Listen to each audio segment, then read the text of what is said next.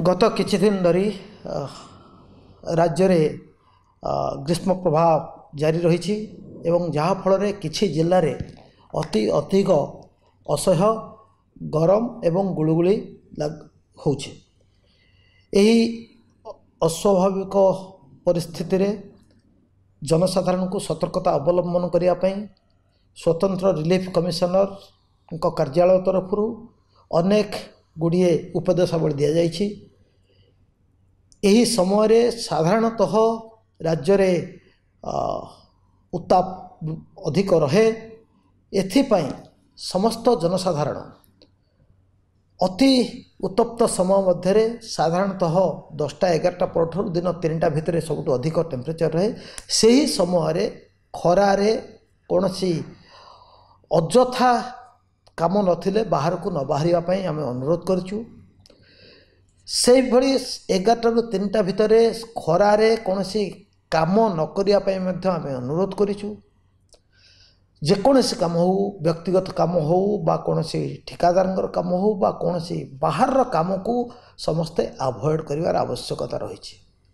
जदि कौन सी बाहर को बाहर को आमे अवॉइड करि परिबा नहीं ताहले छता जोता ये दीटी आम पाखे रहा दरकार। जोता पिंधा दरकार, चप्पल हो जोता हो एवं छता व्यवहार करा दरकार। ता सहित सांगरे पानी बोतलटे धरिकी बुलवा आवश्यक अच्छे। एवं आमे जेमती पुराणा कालिया गाँ गहली जमती गोटे तौलिया ओदा करके मुंडे पकाए, गोटे गामछा बा तौलिया को ओदा कर चिपुड़ी मुंडे पकईकी बाहर को बाहर से आम स्वास्थ्य भल हम। राज्य सरकार तरफ आमे समस्त प्रकार चेष्टा करुचु।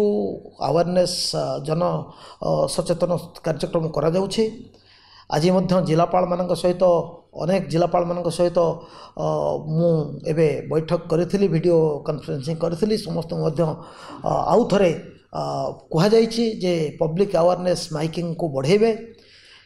पब्लिक अवेयरनेस हेले लोक माने अजथा बाहर को बाहर ने बाहर को बाहर सतर्कतामूलक पदक्षेप सहित बाहर। समस्त राज्यर समस्त डाक्तरखाना गुड़ी को प्रिपेयर करी रखाई। सेठी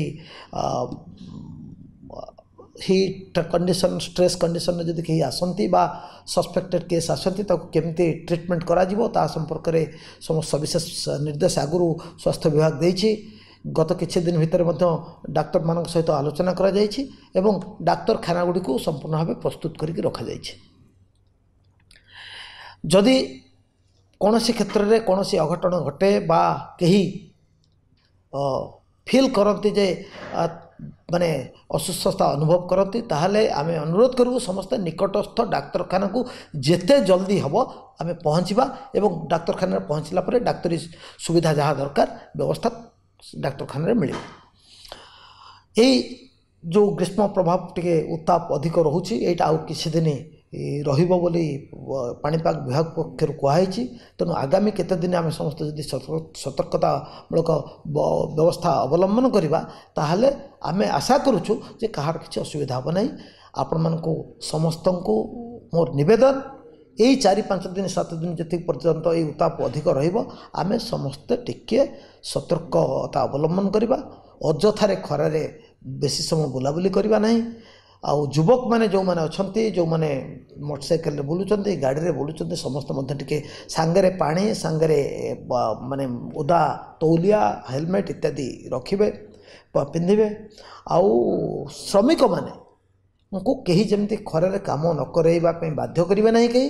आउ श्रमिक माने निजे ये जो डायरेक्ट खरा पूरा खरारे 11टा रु 3टा भितर जो जो सबुठ अधिक टेम्परेचर थाए से समय खरारे काम करेंगे नहीं। एवं प्रत्येक वर्क साइट रे जोठी कैंप भी अच्छी से कैंप रे मध्य ठंडा पानी ओआरएस रो व्यवस्था करेंगे। जो ठिकादार मैंने अच्छा से मैंने तार मध्य व्यवस्था करेंगे।